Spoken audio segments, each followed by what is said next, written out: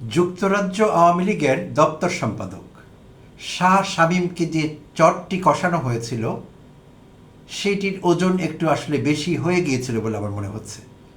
অন্তত million dollar তো হবেই। প্রিয় দর্শক শ্রোতা, আপনারা যারা সেই চরের দৃশ্যটি উপভোগ করেছেন তারা নিশ্চয়ই বুঝতে পারছেন হাসনাত আবদুল্লাহ যুক্তরাজ্য ভিজিট করছেন। অক্সফোর্ড ইউনিয়নে তিনি বক্তব্য রাখছিলেন একটি নির্দিষ্ট বিষয়ে কথা বলবার জন্যে। বাংলাদেশ থেকে হাসনাত আবদুল্লাহ ছাড়াও ছাত্র শিবিরের সভাপতি সাদেক কায়েমও সেখানে ছিলেন।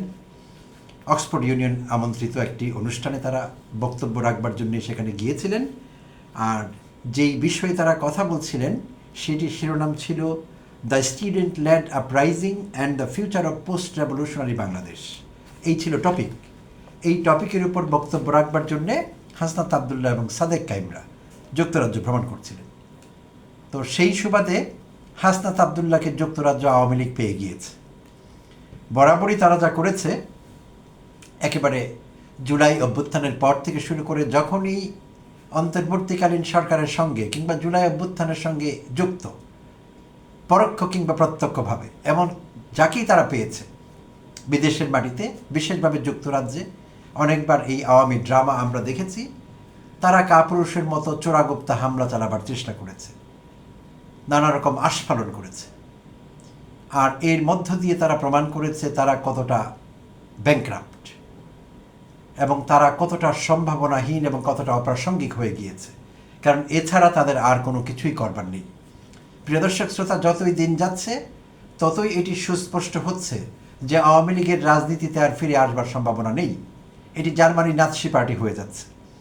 তাই এখন সেই ক্ষোভ, সেই হতাশা, সেই আক্রোশ থেকে যেখানেই অন্তর্বর্তীকালীন সরকারের কাউকে পাচ্ছে, এনসিপির কাউকে পাচ্ছে, জুলাই অভ্যুত্থানকারীদের কাউকে পাচ্ছে, তাদের উপর তারা হামলা করছে। চোরাগুপ্তা হামলা, বীরের মতো হামলা করতে পারছে না, ডিম ছুঁড়ে মারছে বা এই জাতীয় হীন কাজ করছে।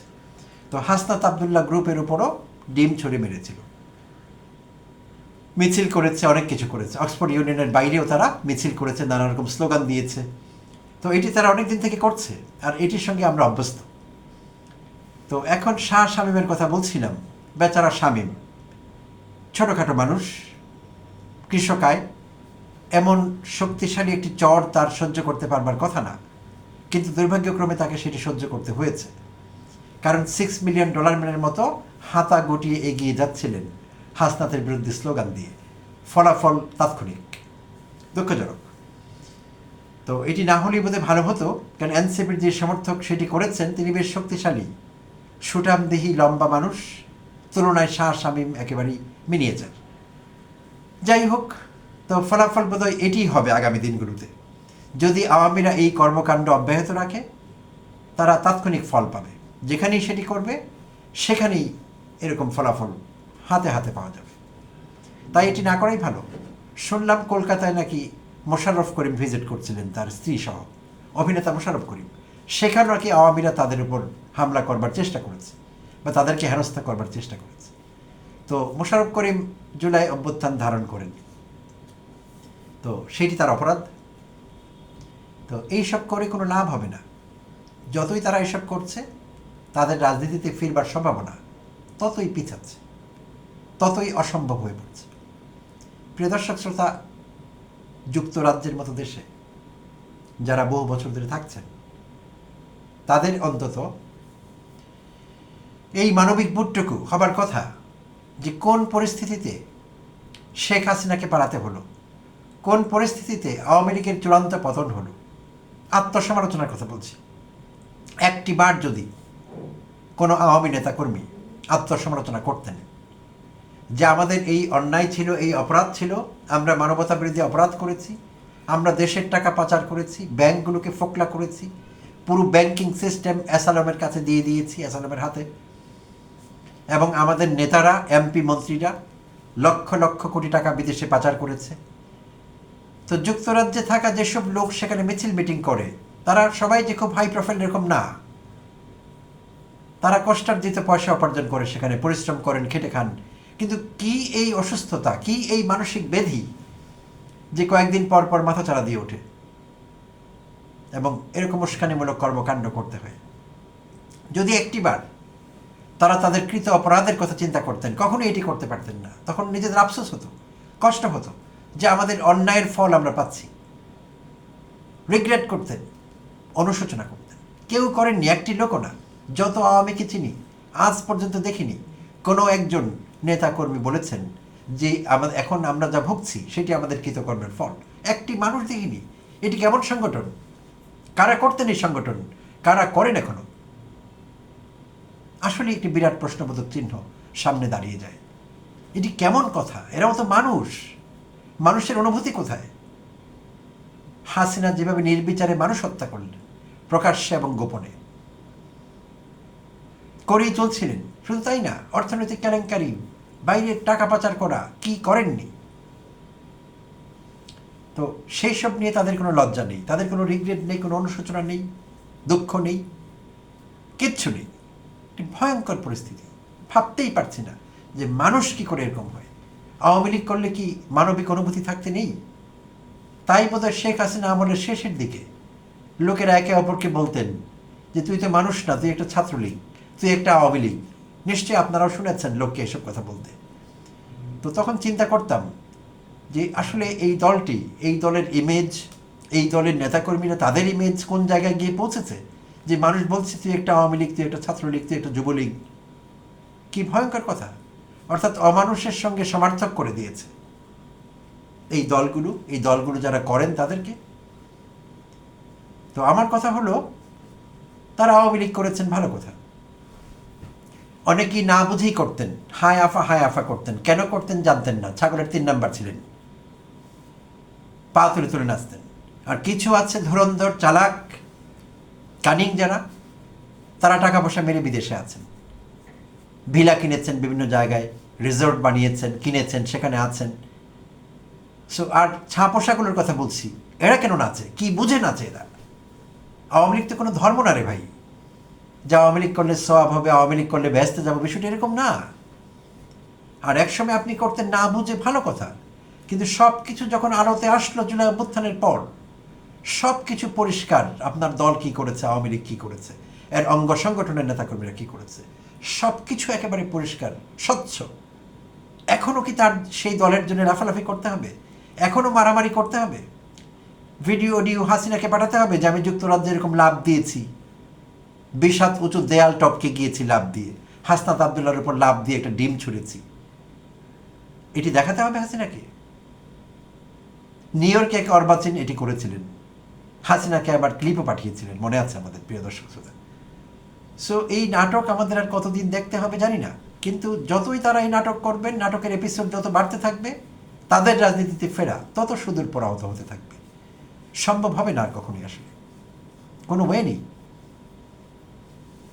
তো তাই অন্তত বাংলাদেশের ভেতরে থেকে একরকম ব্যাপার, আর বিদেশে যুক্তরাজ্যে যারা থাকেন, ওয়েস্টমিনিস্টার স্টাইলের গণতন্ত্রের সঙ্গে তাদের পরিচয় আছে, তারা সেখানে জানেন রাজনীতিবিদেরা, প্রধানমন্ত্রী বা আমলা মন্ত্রীরা মানুষকে অত্যাচার করবে, মারধর করবে, লুকিয়ে ফেলবে, গোপন করবে, খুন করবে। অনেক দূরের কথা সেটি।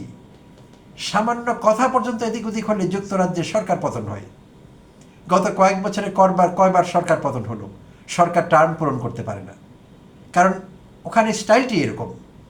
আর জনগণ কখনোই এরকম চুক্তিবদ্ধ হয় না রাজনৈতিক দলগুলোর সঙ্গে, ওখানকার মন্ত্রীদের সঙ্গে, প্রধানমন্ত্রীর সঙ্গে, ক্ষমতাসীন দলের সঙ্গে, যে তাদেরকে টার্ম পুরা করতে দিতেই হবে। মোটেই এরকম না।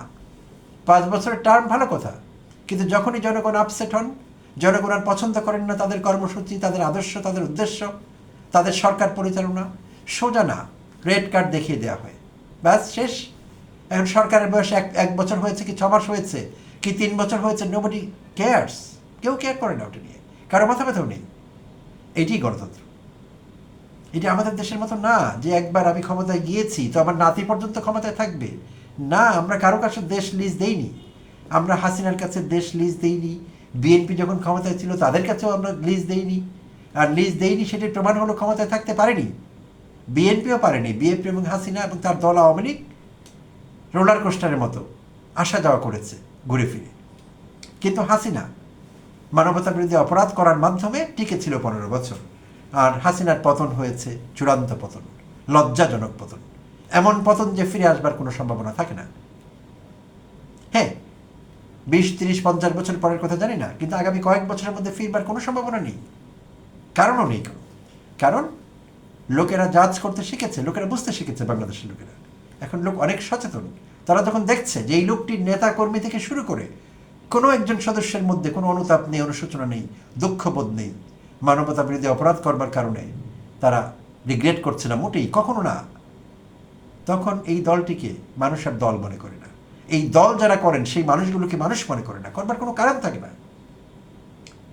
তো সেইটিরই আরেকটি ছোট্ট স্ন্যাপশট আমরা দেখে নিলাম যুক্তরাজ্যে, লন্ডনে, যা আমরা দেখতে চাইনি।